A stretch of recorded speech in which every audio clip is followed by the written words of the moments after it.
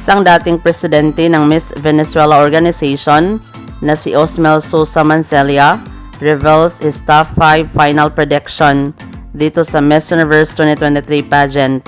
Alam mo ba, hindi pasok sa kanyang standard si Miss Philippines, Michelle Marquez D, at silang napili niyang 5 kandidata na posibleng makasungkit ng corona, kasama ang kinatawan ng bansang Colombia, Nicaragua.